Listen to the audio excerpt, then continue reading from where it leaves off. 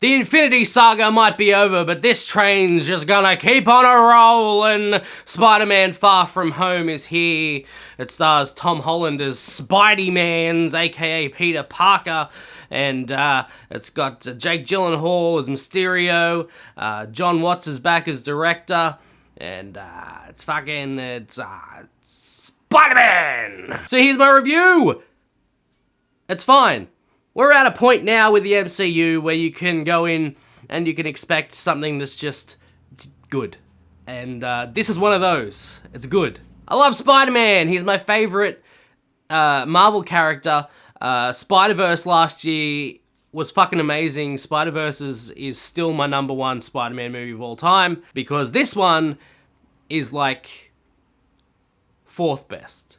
Spider-Verse is so inventive and fun, and not that this movie isn't fun. This movie, Far From Home, is fun. But they were willing to go like crazy with Spider-Verse and do crazy things. And then this movie is just, it's another Spider-Man movie. It has some of the same issues that I had with Homecoming, where it's just kind of... It doesn't go big. It's not like Spider-Man 2 to me is like a big movie. Like, it's a big... epic movie. And Homecoming is just kind of like, it's a teen movie and Spider-Man's there, and it's just kind of, it's not like huge, it's just a fun little movie. And Far From Home takes that to an extra degree and makes it another fun little movie, but with less story.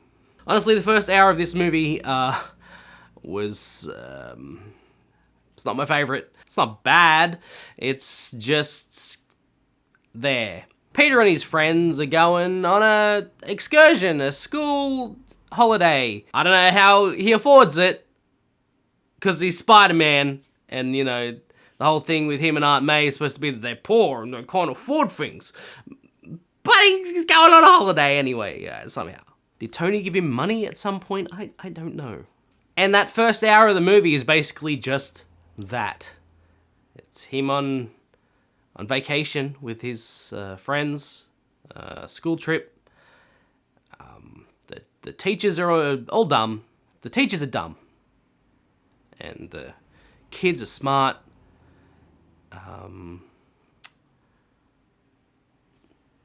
Yeah. Then Mysterio shows up. It's still kind of there as a movie, and then halfway through, twist happens, and like, fans will know what it is. If you're not like a Spider-Man fan, you don't know much about these characters. To you, it'll be like a great twist. Wow. To people like me, saw it coming a long time ago, and therefore it's not like a huge twist to me. So, yay. With Homecoming, they had a twist. Like, the Vulture turned out to be the dad of the chick that Peter liked, and that was like a twist. That was like, oh, wow. Even for fans, we didn't see that coming. That was like, wow, that's crazy. They don't subvert any fan knowledge here. Things happen the way you thought they would, and it sucks. Not gonna lie. That being said, the second half of the movie is fucking nuts. Holy shit! The second half of this fucking movie, woo! Maybe a bit hyperbolic, but it gets pretty good. There's one sequence that is like prime the sequence, and it is bellissimo. The second half of the movie makes up for the first half of the movie. Not only that, the movie ends and you're pretty satisfied with how it ended. Yeah, good job. Good job there with the second half. Well done. And then the mid-credits scene kicks in.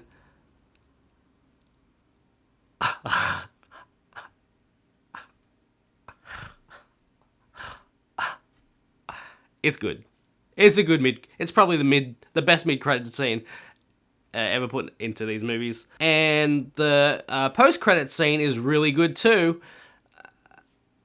It explains if you're a fan of these movies and you had some questions about certain people going into the movie, the post-credit scene clears that all up, and it's great. It's another really good. Both credit scenes in this movie are probably the best since the reveal of Thanos, maybe way back at, what was it, the end of the first Avengers? That's a long time ago. So, you know, if you're a fan of these movies, you're gonna see it anyway. You probably already have. My review's a little late. Sorry. Saw it like 4 days ago, as I should have had a review made already. But it's here now. If you're not a fan of these movies, this isn't gonna change your mind. This isn't. It's like, oh my god, finally a good one. It's like it's not for you.